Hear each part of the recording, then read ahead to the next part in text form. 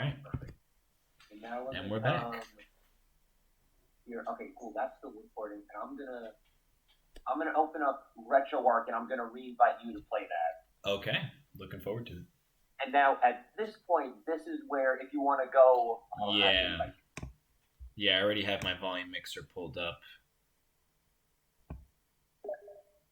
All right, so that's what's interesting is that Steam actually wasn't muted for that, but maybe it was just too low. So I have the Steam invite. I'm going to open my Steam invite. I'm going to actually make it so that I can pull my volume mixer up while RetroArch is open, so I can alter the volume of RetroArch. It recognizes both of our controllers, so that's good. All right, I don't see RetroArch on my sound mixer, but I'm going to assume it's streaming client as part of Steam. Something about that. Yeah, probably, because you won't have RetroArch open. You're just streaming my computer. Right. So let me just put the volume way low on both of those. Literally at like 5 points or something like that.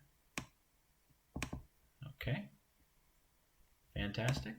I'm in the driver's seat. I got my controller. Let's go. Now, one thing I am going to request of you, Mike, is the ability to make a little custom control profile real quick. Yeah, no problem. Just because, I have a nice... The native controls are a little funky, so... So we'll put you... start recording. Beautiful. Oh, RetroArch has a built-in fucking recording system, and it's great. Beautiful. But you know what's weird? You know how I was having like my game was laggy when I was playing it just on RetroArch? Yeah. I opened it through Steam, I didn't have that issue anymore. Yeah. Like for Steam, I don't have the lag issues, and when I was doing just RetroArch, my recording option wouldn't work, but I can record with Steam, no problem. Huh. Interesting.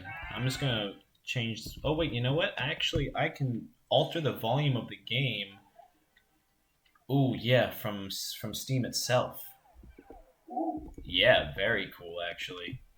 All right, so I'm just gonna try to select button changes control settings. Just gonna hit that real quick if you don't mind, and remap some stuff. I am kind of a little mad that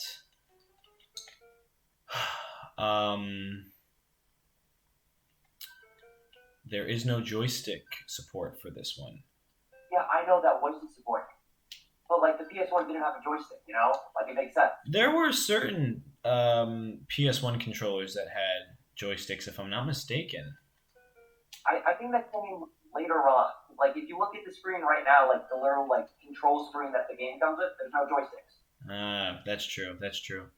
All right. Well, that's true. I do think that the console was packaged with joystickless controllers.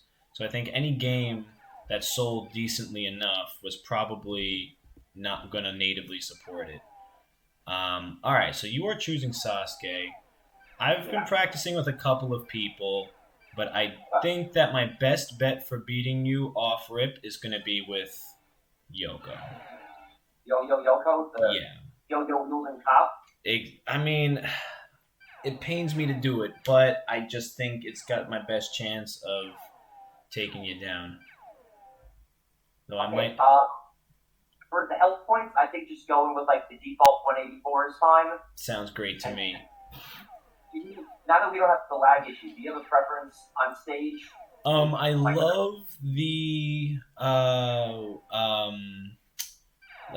the Coliseum is fantastic. The train is cool. You know what? Let's do train because that has my favorite music by far. Okay, fantastic. And if I'm going to have the sound even on a little bit, I would love to hear the soundtrack. Yeah, we can hear it. Fantastic. So each individual round, you need to win like 2 matches to win the round. Yep. And I figured like that would count as like winning 1 game. You and I could do a best like 3 out of 5 to make it fair, and then we'll figure out who's the best out of those 5 games. So grand final style. Yeah, grand final style, exactly. Sounds good to me. I figured since we don't have to run a whole bracket, we can take an extra 6 minutes and play an extra. Like, these games are only 99 seconds or something. It's not something like that.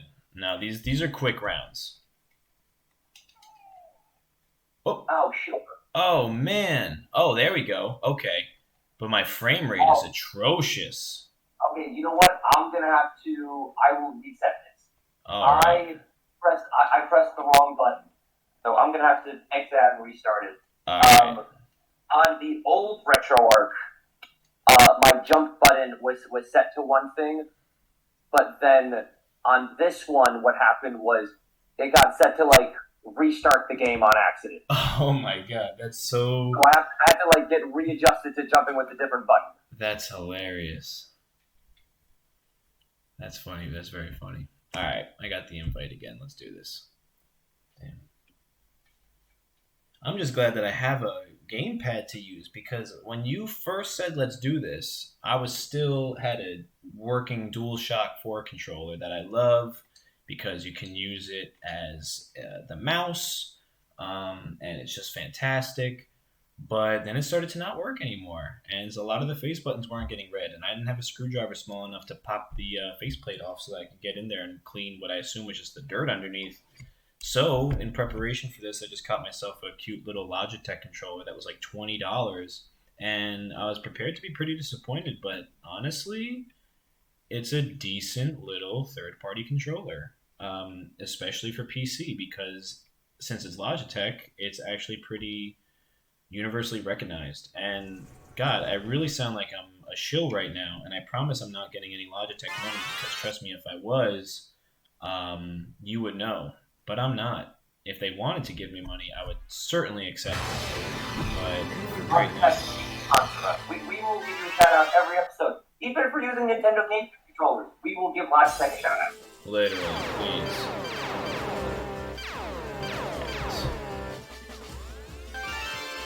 So I don't know if it retained those. Probably gonna have to like redo your controls. That's fine. I'm noticing, I think, what might be some frame rate problems, but we will cross that bridge when we come to it. Like, I looked into it, and there's just because of the nature of netplay, there's going to be some delay. Of course. Yeah, I'm not expecting it to make a huge difference, honestly. The game itself is already pretty interesting.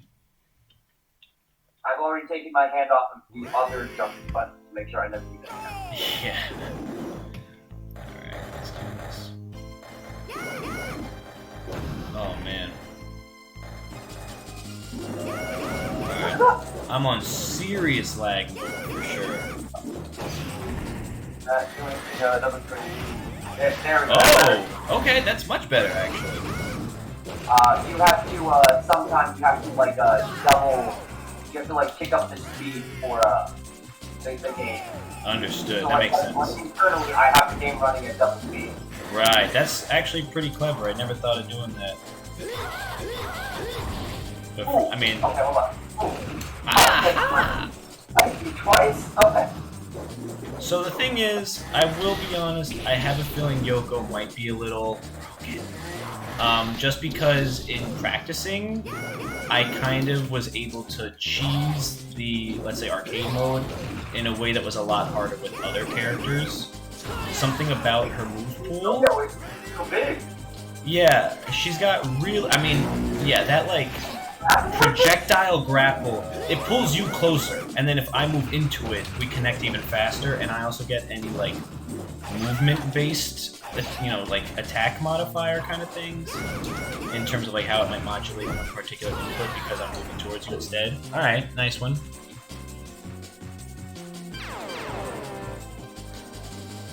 All right, oof. All right, nice one. Oh man.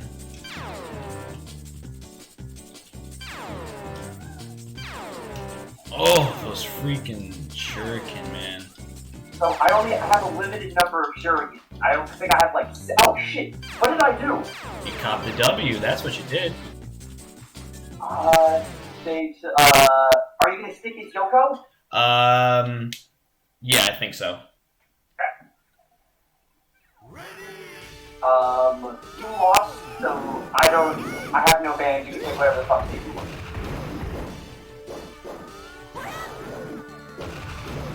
Let's go with. Sorry. Oh, You can't see the picture when we do it this way. Yeah, interesting. Let's go Coliseum. Okay. I was also thinking Coliseum. I like that one. So the thing with Sasuke, Sasuke, I don't know how to say his name. I only have a limited number of shurikens before I run out. I think I have like 6 maybe. And then what happens is I run out of stars and all of my attacks are just I see.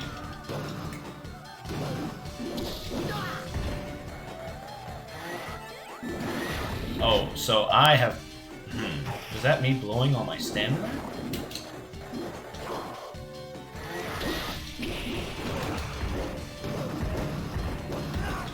There we go.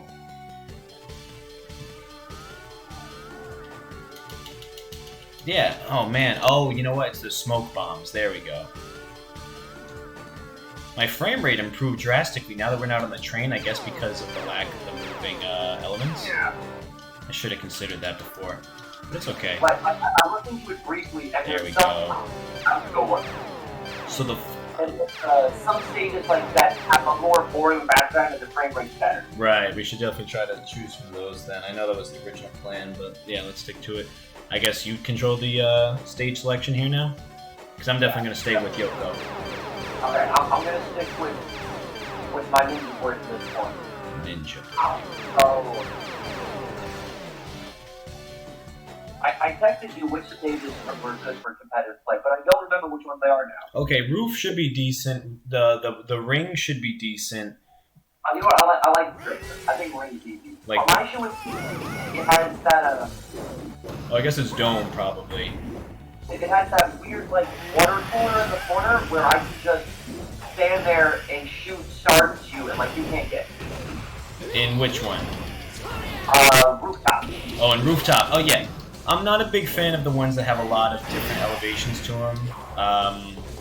Like the very like scientific-y kind of ones, and then the one that's kind of like the temple or the like the ruin type of things. I think there's like a waterfall in it or something.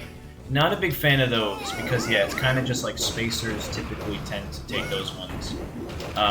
Even Sasuke's stage in the arcade mode, like that little pit in the floor. Not a huge fan of that one either because he's got some really nice jump moves.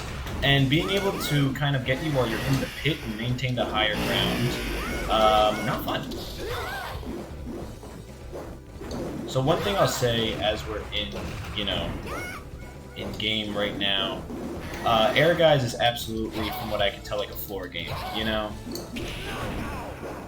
Because the amount of bounce that you can get off someone while they're on the ground and just the punishment you can deliver while they are, pretty like helpless and still recovering is really immense.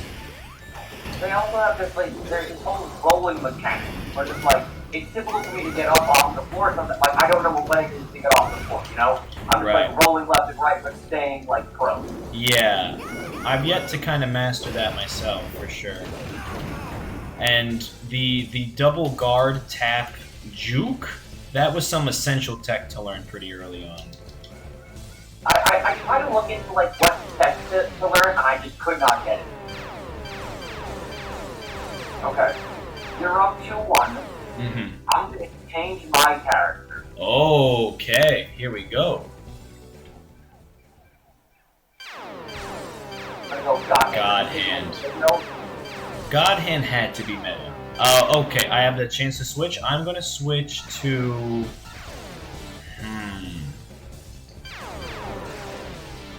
Doza. Well, we'll get into this a bit when, Is Hong Kong the one with the river, like a little square in like the marketplace? That's Li Xuan's one in the arcade. That's like the third one or the fourth one. Yeah, Hong Kong is nice actually. I'm a fan of that one. So you said that God Hand was the meta. I looked it up and we can discuss it once the game starts. Once we finish the second, we can talk about it. Sure. But God Hand is the top tier of the game. It's gotta be. Him and I would assume Yoko. I have the tier list open. I can't get it right now because we're playing, but I will take a look at it when we're done this round. So, like I'm saying, those double guard tap jukes, I mean, pretty much like that feels like the wave dashing of this game to a degree, where it's just the mobility game is going to increase so much more when you learn how to use it to your advantage.